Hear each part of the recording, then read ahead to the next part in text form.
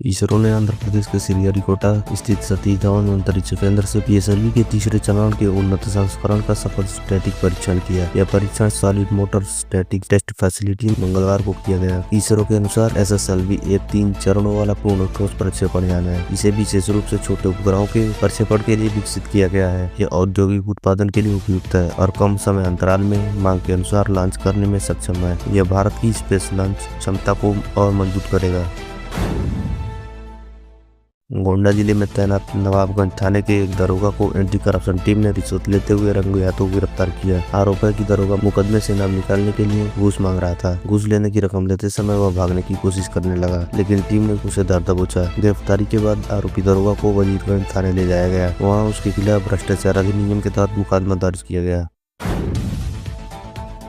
Saudi अरब और UAE के बीच Yemen को लेकर तनाव चरम पर पहुंच गया है। सऊदी सेना ने यमन के दक्षिणी बंदरगाह शहर मुकल्ला पर भारी बमबारी की। इसके बाद यमन की सऊदी समर्थित सरकार ने यूएई को 24 घंटे में सेना हटाने का अल्टीमेटम दिया। हालात बिगड़ने पर यूएई ने अपनी बची हुई सेना वापस बुलाने का फैसला किया। दोनों खाड़ी देशों के टकराव को भारत के लिए कूटनीतिक और आर्थिक चुनौती माना जा रहा है। जर्मनी के पश्चिमी शहर गेल्सेनकिर्चेन में नए साल से पहले एक बड़ी बैंक डकैती ने सनसनी फैला दी है। चोरों ने फिल्मी अंदाज में बैंक की तिजोरी को निशाना बनाया। अनुमान है कि करीब 30 मिलियन यूरो यानी लगभग 300 करोड़ रुपए का माल लूटा गया। पुलिस के मुताबिक चोरों ने क्रिसमस और नए साल की लंबी छुट्टियों का फायदा उठाया। इस दौरान बैंक बंद था। दिल्ली हाई कोर्ट ने स्पष्ट किया कि आय अधिक होने के आधार पर पिता बच्चों के भरण पोषण से बच नहीं सकता। अदालत ने कहा कि नाबालिग बच्चों की परवरिश दोनों माता पिता की कानूनी और नैतिक जिम्मेदारी है। न्यायमूर्ति स्वर्णकांता शर्मा की पीठ ने कहा कि माँ पहले से ही कमाने और बच्चों की देखभाल करने की दोहरी जिम्मेदारी निभा रही है। ऐसे में पिता आय छुपाकर जिम्मेदारी से बच नहीं सकता। यह फैसला पारिवारिक कानून में आम माना जा रहा है। जौनपुर के पूर्व सांसद धनंजय सिंह, उनके करीबी विनय सिंह और सरकारी गनर समेत 10 लोगों पर लखनऊ के सुशांत गोल्फ सिटी थाने में एफआईआर दर्ज की गई है। आरोप जमीन कब्जाने, धमकाने और SC/ST एक्ट के तहत लगाए गए हैं। मामला स्वास्थ्य सिटी कॉलोनी के एक सार्वजनिक रास्ते से जुड़ा है। आरोप है कि रास्ता बंद करने पर कॉलोनी वासियों को डराया धमकाया गया। शिकायत के उलट एफआईआर दर्ज करने के आरोप में SHO उपेंद्र सिंह को लाइन हाजिर कर दिया गया है। संयुक्त राष्ट्र के इतिहास में पहली बार महासचिव एंटोनियो गुटेरेस ने 2026 का नववर्ष संदेश हिंदी में जारी किया। यह संदेश कुल 11 भाषाओं में जारी किया गया है। उन्होंने हथियारों और युद्ध पर खर्च कम कर विकास और मानव कल्याण में निवेश की अपील की। गुटेरेस ने कहा कि दुनिया अनिश्चितता, हिंसा और जलवायु संकट के दौर से गुजर रही है। ऐसे समय में नेताओं को लोगों की आवाज सुननी होगी। कार्बी आंगलोंग जिले में अंधविश्वास से जुड़ी एक दिल दहला देने वाली घटना सामने आई है। टोना टोटका के शक में एक दंपति की जिंदा जलाकर हत्या कर दी गई। आरोपियों ने पहले धारदार हथियार से हमला किया और फिर घर में आग लगा दी। पुलिस मामले की जांच कर रही है। भारत ने भारत-पाक सीजफायर में चीन की मध्यस्थता के दावे को सिरे से खारिज कर दिया है। सरकारी सूत्रों के अनुसार युद्ध विराम में किसी तीसरे पक्ष की भूमिका नहीं थी। एनडीटीवी के मुताबिक पाकिस्तान ने खुद भारत के DGMO से संपर्क किया था। भारत ने हमेशा स्पष्ट किया है कि द्विपक्षीय मुद्दों में बाहरी दखल स्वीकार नहीं है। ऑपरेशन सिंदूर के बाद कोई भी मध्यस्थता नहीं हुई है।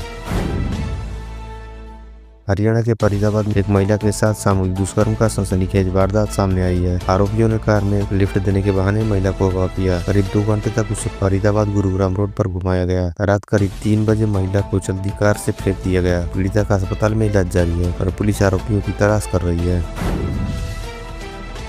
पंजाब के अमृतसर में पुलिस भरकर आए लुटेरों ने बड़ी वारदात को अंजाम दिया। करीब 8 बदमाश रात में घर में घुसे और पूरे परिवार को बंधक बना लिया। उन्होंने खुद को पुलिसकर्मी बताते हुए जांच का बहाना बनाया। इसके बाद नकदी और गहने लूटकर फरार हो गए। पुलिस मामले की जांच कर रही है और आरोपियों की तलाश जारी है। दिल्ली NCR में घने कोहरे और प्रदूषण के कारण जनजीवन प्रभावित हुआ है। विजिबिलिटी बेहद कम होने से हवाई और रेल यात्रा पर असर पड़ा है। दिल्ली एयरपोर्ट से 139 उड़ानें रद्द की गई और 2 फ्लाइट डाइवर्ट हुई है। कई ट्रेनें देरी से चली, जिससे यात्रियों को परेशानी हुई। सुबह के समय विजिबिलिटी मात्र 250 मीटर दर्ज की गई। इंदौर के भागीरथपुरा इलाके में दूषित पानी पीने से 8 लोगों की मौत हो गई। वहीं 66 से ज्यादा लोग गंभीर बीमार होकर अस्पताल में भर्ती हैं। प्रशासन के अनुसार 3 मौतें दूषित पानी और 5 मौतें कार्डियक अटैक से हुई है। मुख्यमंत्री ने मामले की जांच के आदेश दिए हैं। कांग्रेस ने इस घटना को लेकर सरकार पर लापरवाही का आरोप लगाया है।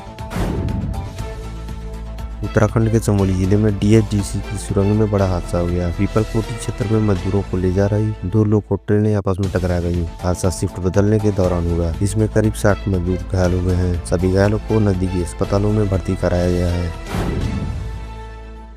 छत्तीसगढ़ के बहुचर्चित शराब घोटाले में प्रवर्तन निदेशालय ने बड़ी कार्रवाई की है। ईडी ने पूर्व एक्साइज कमिश्नर निरंजन दास सहित 30 अधिकारियों की संपत्तियां जब्त की है। 3 डिस्टिलरीज की भी संपत्ति जब्त की गई है। कुल जब्ती 100 करोड़ से अधिक बताई जा रही है। यह कार्रवाई 2800 करोड़ रुपए के कथित घोटाले से जुड़ी है।